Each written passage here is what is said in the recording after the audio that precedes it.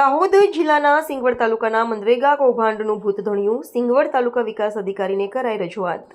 સિંગવડ તાલુકાના સિંગવડ ગામે મનરેગા યોજનાના નામે બોગસ ચેકડેમો બનાવવામાં આવ્યા. મનરેગા યોજનામાં આવતા કામોની ગ્રાન્ટોનું ભ્રષ્ટાચારીઓ દ્વારા સરકારી તિજોરીના નાણાંનું ફુલેકું. સિંગવડ ગામના મુસ્લિમ સમાજના અલગ અલગ પરિવારના નામે ચેકડેમ, કેડલ શેડ જેવી યોજનાના નામે ભ્રષ્ટાચાર.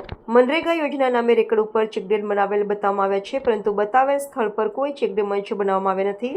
મનરેગા યોજનામાં જે ચેકડેમ બનાવવામાં આવ્યા છે તે નામના વ્યક્તિઓને ખબર પણ નથી. કેટલાક વ્યક્તિઓના નામે કેડલ શેડ પણ બનાવવામાં આવ્યા છે, પણ ફક્ત કાગળ પર કૌભાંડીને ઘી કેળા.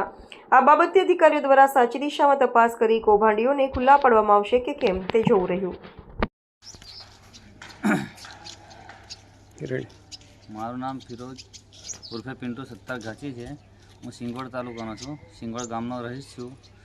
અમારા ગામને જે મનરેગા યોજનામાં 2020થી 21-22 સુધી આ લોકોએ ડિમાન્ડ કરી હતી અને અમારા નામનો ચેક ડેમ, ટેટલ શેડ મારું અને મારી પત્નીનું, એની પછી આ બીજા જે ઊભા છે એમના નામે પણ આ રીતના કરેલું છે. અને જે અમુક જગ્યા બતાવી જગ્યાએ ચેક ડેમ છે બી નહીં. અને આ લોકોએ ડાયરેક્ટ જ પૈસા અમારા નામથી સરકારી દફતરે ઉઠાવી લીધેલા છે. તમને કેવી રીતે ખબર પડી?